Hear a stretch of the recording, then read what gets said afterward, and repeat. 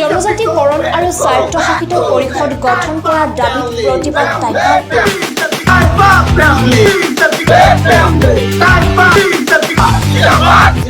নাজিৰাত টাইপাৰ দুঘণ্টীয়া অৱস্থান ধৰ্মঘট টাই আহোম যুৱ পৰিষদ টাইপা কেন্দ্ৰীয় সমিতিৰ আহ্বানত নাজিৰা মহকুমা সমিতিৰ উদ্যোগত নাজিৰা মহকুমাধিপতি কাৰ্যালয়ৰ সন্মুখত দুঘণ্টীয়া অৱস্থান ধৰ্মঘট জনজাতিকৰণ আৰু স্বায়ত্তশাসিত পৰিষদ গঠন কৰাৰ দাবীত প্ৰতিবাদ হয় একচুৱেলি আজি আমাৰ টাই আহোম যুৱ পৰিষদ অসমৰ কেন্দ্ৰীয় সমিতিৰ নিৰ্দেশ মৰ্মে আমি অসমৰ সমগ্ৰ প্ৰত্যেকখন আমি জিলাই আমাৰ যিমান মহকুমা সমিতি জিলা সমিতি আছে প্ৰত্যেকটো জেগাতে আমি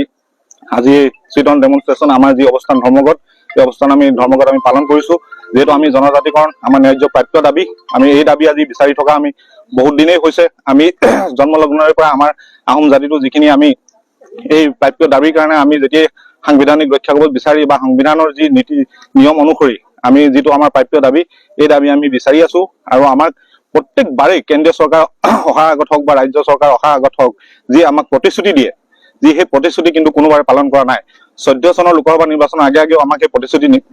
প্ৰদান কৰিছিলে আকৌ একেই কথা আমাক 19তো আমাক প্ৰদান কৰা হৈছে এতিয়া আকৌ 24ৰ পুনৰ ইলেকশ্যন আহিছে কিন্তু আমাক বাৰে বাৰে প্ৰতাৰণা কৰি থকা হৈছে এই প্ৰতাৰণা আমাৰ আৰু কিন্তু চৰম সীমা আমাৰ চেৰাই গৈছে আৰু ইয়াতকৈ আমি অতি সোনকালে আমি আৰু তীব্ৰ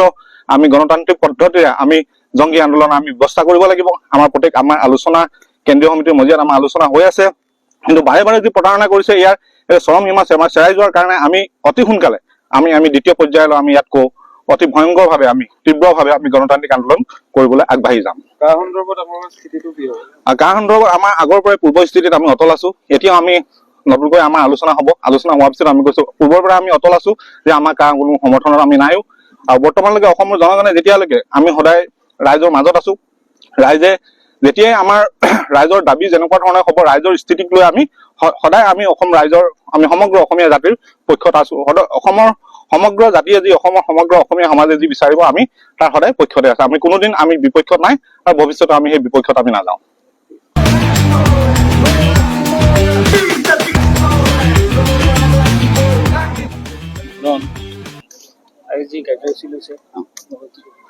আজি আমি কেন্দ্ৰীয় সমিতিৰ আহ্বানত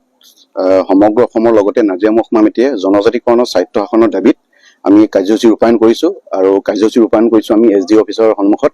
আমাৰ এটাই দাবী যে 2014 চনত যেতিয়া বিজেপি শাসনলৈ আহিছিলে তেওঁলোকে তেতিয়াই ঘোষণা কৰিছিলে যে যেতিয়াই তেওঁলোকে ক্ষমতালৈ আহিব তেওঁলোকে 6 জনগোষ্ঠীৰ লগতে টাই আহোমক জনজাতিকৰণ প্ৰদান কৰিব কিন্তু আজি 10 বছৰ হৈ গ'ল সেই জনজাতিকৰণৰ যি প্ৰতিশ্ৰুতি হৈ ৰ'ল বৰঞ্চ তেওঁলোকে দুবাৰকৈ শাসনৰ গাদীলৈ আহিলে ৰাজ্য চৰকাৰ দুবাৰ চৰকাৰ গঠন কৰিলে কেন্দ্ৰত দুবাৰকে চৰকাৰ গঠন কৰিলে কিন্তু তথাপিও যি প্ৰতিশ্ৰুতি প্ৰদান কৰিছিলে তেওঁলোকে পালন নকৰিলে গতিকে আমি খুব দুখ পাইছো আৰু তেওঁলোকে যি প্ৰতিশ্ৰুতি দিছিলে অতি সোনকালে পালন কৰিবৰ কাৰণে আমি দাবী জনাইছো লগতে আমাৰ যি